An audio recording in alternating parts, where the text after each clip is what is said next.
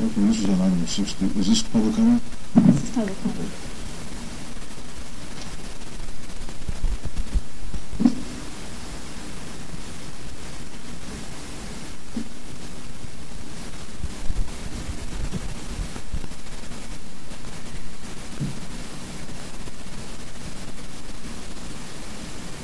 Go ahead, Ms. Levy. Okay. Good afternoon, honorable supervisors. My name is Hillarie Levy, and I am Robyn Libitsky's mother. Robyn was honored to be employed at Supervisor Yaroslavsky's Calabasas office prior to her death on February 15, 2005. Her tragic death was a terrible loss to our family, but what made this mother's worst nightmare much larger in scope was after her death we discovered documents in her condo telling a horrific tale of deceit by her boss, Susan Nissman, for financial gain.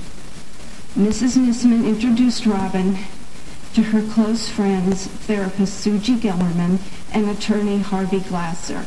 Together, over a period of 7 months in 2002, they manipulated dying Robyn into allowing them control of her $928,000 estate.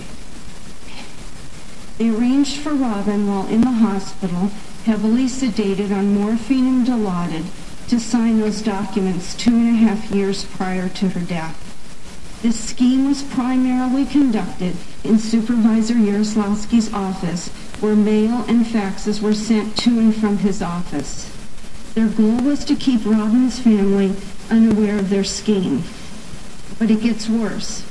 For 2.5 weeks prior to Robyn's death, Mrs. Nissman spent over 23 hours during her work hours at the hospital, her sole motivation being to obtain Robyn's keys to her condo to get possession of the incriminating documentation that we now have, as well as the keys to Robyn's safety deposit box.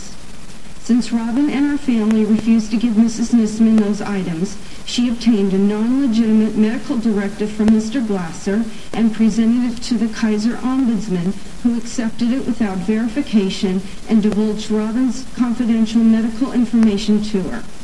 Kaiser is currently under investigation by the Centers for Medicare and Medicaid Services for HIPAA violations. Mrs. Nissman tried to have Robyn discharged against doctor's orders several times, and even with the aid of the Ombudsman, forced our family into a meeting for 3 hours in another attempt to have Robyn discharged. Mrs. Nissman's unrelenting actions caused dying Robyn unnecessary agonizing suffering, as well as chaos in the hospital as our family fought for Robyn's well-being.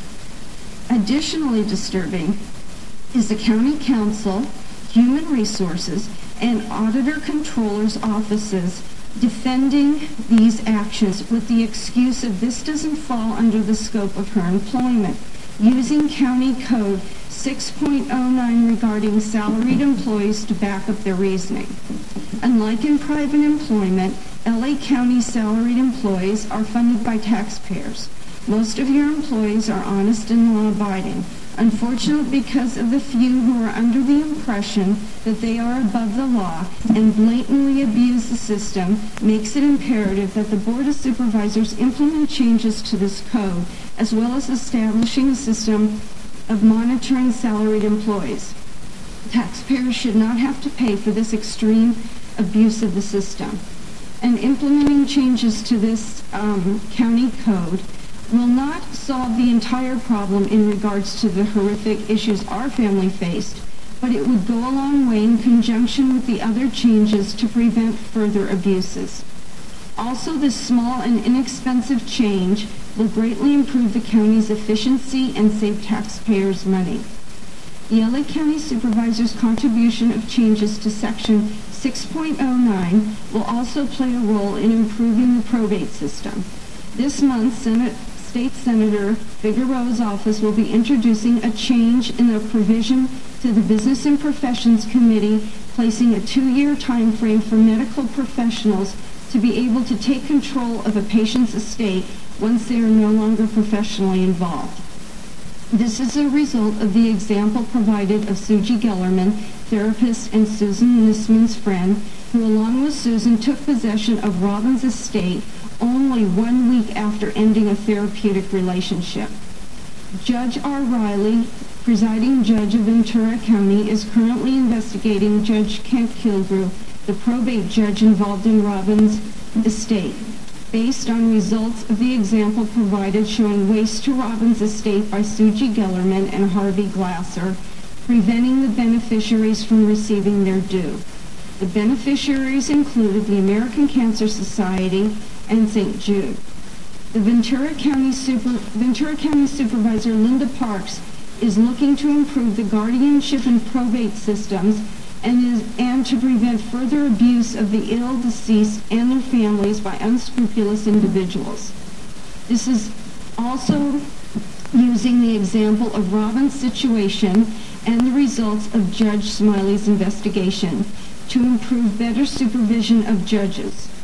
Your changes to this section of the LA County Code, along with the above changes, will serve as safety nets to prevent unscrupulous individuals from succeeding in taking financial advantage of our most vulnerable of citizens. Thank you. Anybody else?